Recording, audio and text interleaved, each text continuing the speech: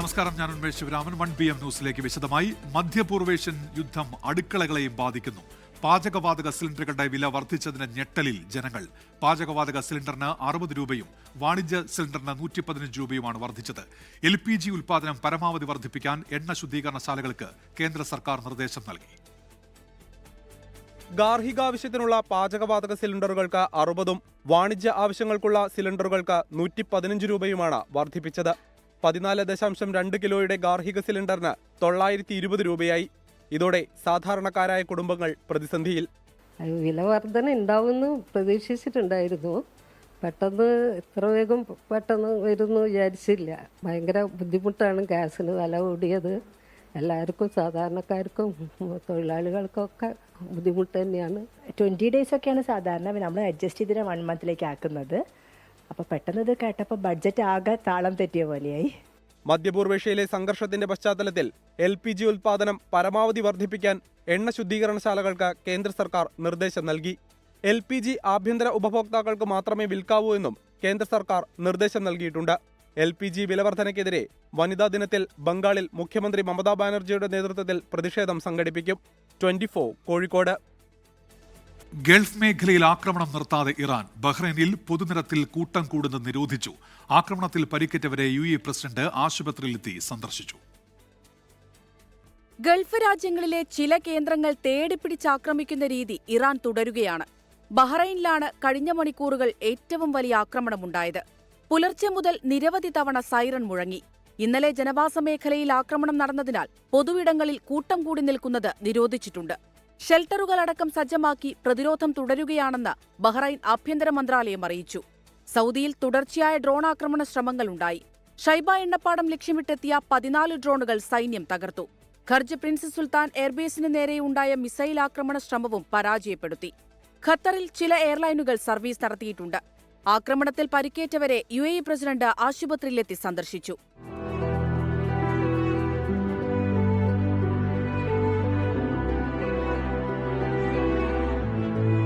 UAEയിൽ ഇന്ന് പുലർച്ചെ 2 തവണയാണ് അലർട്ട് മെസ്സേജുകൾ ലഭിച്ചത്.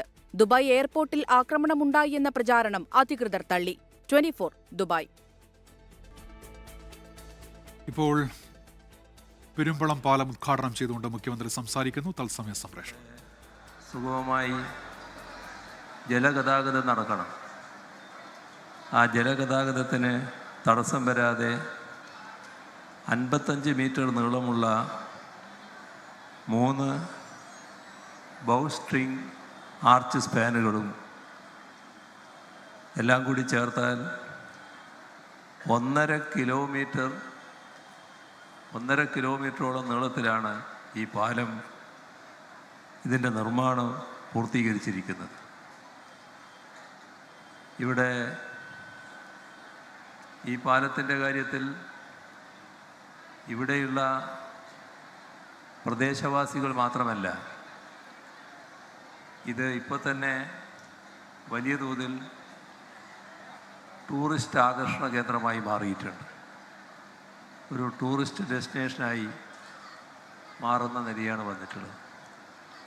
അതുകൊണ്ട് തന്നെ ഈ മേഖലയുടെ ടൂറിസം സാധ്യത വലിയ തോതിൽ വർദ്ധിപ്പിക്കുന്നതിനും അതിൽ വലിയ മുന്നേറ്റം നടത്തുന്നതിനും ഈ പാലം സഹായകമാകും. അപ്പോൾ ഇത് നാട്ടുകാരുടെ ചിരകാല അഭിലാഷത്തിൻ്റെ സാഫല്യത്തിൻ്റെ നിമിഷമാണ്. ഇവിടെ സാധാരണ ചിലരെല്ലാം പറയാൻ ശ്രമിക്കുന്നൊരു കാര്യമുണ്ട്. ഇതിലൊക്കെ എന്താ കാര്യമുള്ളത്, ഇതൊക്കെ ഏത് സർക്കാരായാലും ചെയ്യാൻ ബാധ്യപ്പെട്ടതല്ലേ. ഇതിൽ പ്രത്യേകമായി എന്താണ് ഉള്ളത്? ഏത് സർക്കാരായാലും ചെയ്യുമോ? അതാണ് നമ്മളെപ്പോഴും ചിന്തിക്കേണ്ട കാര്യം. 2016 മുൻപുള്ള കേരളത്തിൽ നമുക്ക് വലിയ തോതിലുള്ള തിക്താനുഭവങ്ങളുണ്ട്. ഈ നാടിൻ്റെ പ്രധാനപ്പെട്ട വികസന പദ്ധതികളെല്ലാം സ്തംഭിച്ചു പോയൊരു കാലം. നാടിന് ഒരു മാറ്റവും ഉണ്ടാകില്ല. എൻ്റെ നാടിങ്ങനെയായിപ്പോയി, ഇവിടെ ഒരു പദ്ധതിയും വരില്ല എന്നെല്ലാം ആളുകൾ ശപിച്ചു കഴിഞ്ഞിരുന്നൊരു കാലം. അതിൻ്റെ തുടർച്ചയായാണ് 2016 LDF സർക്കാർ അധികാരത്തിൽ വരുന്നത്. ആ ശാപ അന്തരീക്ഷമേ മാറിപ്പോയി. കടുത്ത നിരാശയിൽ കഴിഞ്ഞിരുന്ന ആളുകൾ പൊതുവെ നല്ല പ്രത്യാശയിലായി. എങ്ങനെയാണത് വന്നത്? വെറും വാചകങ്ങൾ കൊണ്ടല്ല. നമ്മുടെ നാട്ടിൽ നടക്കില്ല എന്ന് കരുതിയ പദ്ധതികൾ, അതും വൻകിട പദ്ധതികൾ ഓരോന്നോരോന്നായി നടപ്പാകുന്ന നില വന്നു. ഇപ്പോൾ വിശദാംശങ്ങളിലേക്കൊന്നും കടന്നു പോകുന്നില്ല. 2016 നമ്മുടെ കേരളത്തിൽ നാഷണൽ ഹൈവേ ഏതെങ്കിലും തരത്തിൽ യാഥാർത്ഥ്യമാകുമെന്ന് ആരും കണക്കാക്കിയിട്ടില്ല. നാഷണൽ ഹൈവേക്കാർ പോലും കണക്കാക്കിയിട്ടില്ല. അവർ പോലും നാട് വിട്ടുപോയതാണ്. ഇപ്പോൾ നിങ്ങൾ കാണുന്നുണ്ട്, നാഷണൽ ഹൈവേ അതിവേഗതയിൽ പൂർത്തീകരിക്കപ്പെട്ടുകൊണ്ടിരിക്കുന്നു. ഈ വരുന്ന അടുത്ത ഏതാനും ദിവസങ്ങൾക്കുള്ളിൽ പ്രധാനമന്ത്രി ഈ നാഷണൽ ഹൈവേയുടെ പൂർത്തിയായ ഭാഗങ്ങൾ നാടിന് സമർപ്പിക്കുമെന്നാണ് കേന്ദ്ര മന്ത്രി ഗഡ്കരി അറിയിച്ചിരിക്കുന്നത്. ഇത് എന്തുകൊണ്ടാണ് യാഥാർത്ഥ്യമായത്? ആ അന്തരീക്ഷം മാറിയതുകൊണ്ട്. വികസന പദ്ധതികൾ നാടിനാവശ്യമാണ്, ജനങ്ങൾക്ക് ഒഴിച്ചുകൂടാത്തതാണ്. ആ ഒരു പ്രതിബദ്ധത നാടിനോടും ജനങ്ങളോടും ഉണ്ടാവുക എന്താണ് ഏറ്റവും പ്രധാനം. അത് ഇപ്പോൾ 10 വർഷമായി കേരളത്തിൽ ഭരണത്തിന് നേതൃത്വം കൊടുക്കുന്ന LDFന് വേണ്ടതിലധികമുണ്ട്. അതുകൊണ്ടാണ് ഈ പറയുന്ന ഓരോ പദ്ധതിയും പ്രാവർത്തികമായത്. നമ്മുടെ കേരളത്തിൽ ഇതുമാത്രമല്ല, നാഷണൽ ഹൈവേ മാത്രമല്ല, വളരെ കാലമായി മുടങ്ങിക്കിടന്ന ഒരു പദ്ധതിയായിരുന്നു ഗെയിലിൻ്റെ പൈപ്പ് ലൈൻ.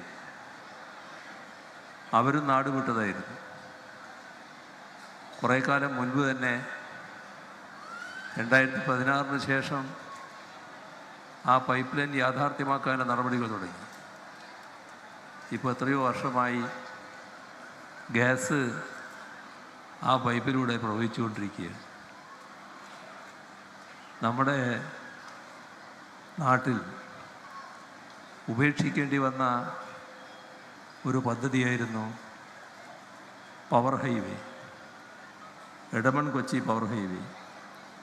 നാട്ടിലേക്കുള്ള വൈദ്യുതി കൊണ്ടുവരാനുള്ള ലൈനാണ്. ഉപേക്ഷിച്ച് പവർ ഗ്രിഡ് കോർപ്പറേഷൻ സ്ഥലം വിട്ടു. 2016 LDF സർക്കാർ വന്നപ്പോൾ അവരെ തിരിച്ചു വിളിച്ചു, പണി ആരംഭിക്കാൻ പറഞ്ഞു. ഇപ്പോൾ ആ ലൈനിലൂടെ വൈദ്യുതി പ്രവഹിക്കുന്നു. ഇതൊക്കെ നേരത്തെയുള്ള എതിർപ്പുകാർ നാട് വിട്ടതുകൊണ്ടല്ല, അവർ കേരളത്തിൽ തന്നെയുണ്ട്. ഒരു ഗവൺമെൻറ്റിൻ്റെ പ്രാഥമിക ബാധ്യതയുണ്ട്. ആ ബാധ്യത നമ്മുടെ പദ്ധതികൾ നടപ്പാക്കലാണ്.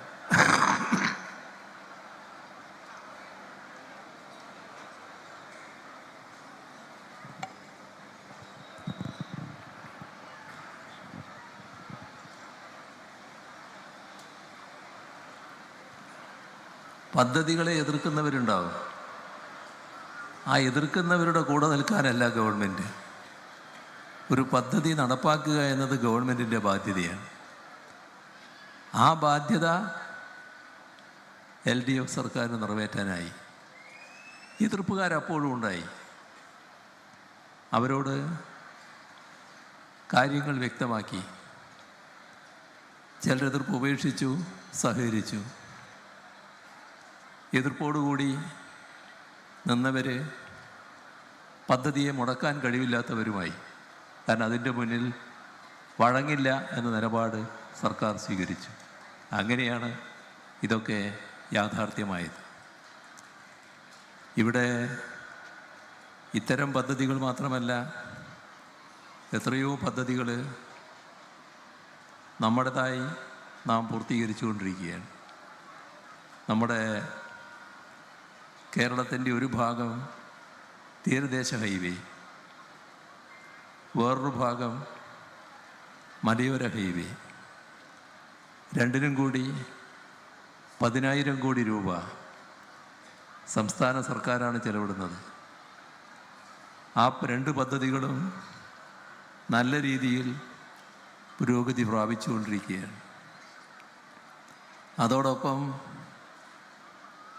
കോവളത്ത് നിന്ന് ബേക്കലിലേക്ക് എത്തുന്ന ജലപാത വൻപിച്ച മാറ്റം കേരളത്തിലെ ടൂറിസം രംഗത്തുണ്ടാക്കുന്ന ഒന്നാണ്. കാരണം 600 കിലോമീറ്ററോളം, ഇപ്പോൾ ആദ്യഘട്ടത്തിൽ അത്രത്തോളം ഉണ്ടാവില്ല, ചേറ്റുവ വരെയായിരിക്കും.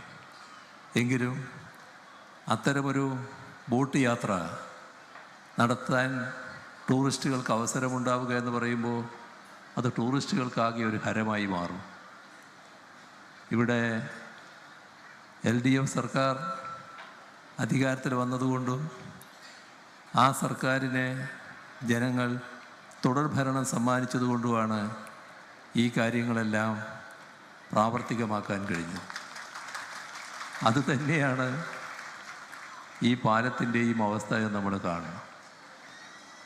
ഇപ്പോൾ നമ്മുടെ കേരളത്തിൽ റോഡുകൾ, പാലങ്ങൾ, ഓവർബ്രിഡ്ജുകൾ, ഫ്ലൈ ഓവറുകൾ എല്ലാം വൻതോതിലല്ലേ വന്നത്. കേരളത്തിലെ പാലങ്ങൾ 150-ലധികമായി എന്താണ് ഈ അടുത്ത കാലത്ത് പുറത്തു വന്ന കണക്ക്.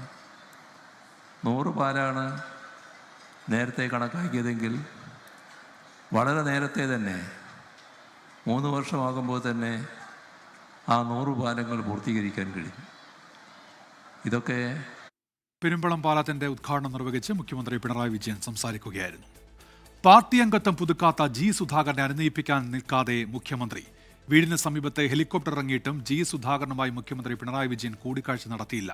പെരുമ്പളം പാലം ഉദ്ഘാടനത്തിന്റെ ദൃശ്യങ്ങൾ G സുധാകരന്റെ ഫേസ്ബുക്ക് പേജിൽ പങ്കുവച്ചെങ്കിലും പിന്നീട് ഡിലീറ്റ് ചെയ്തു.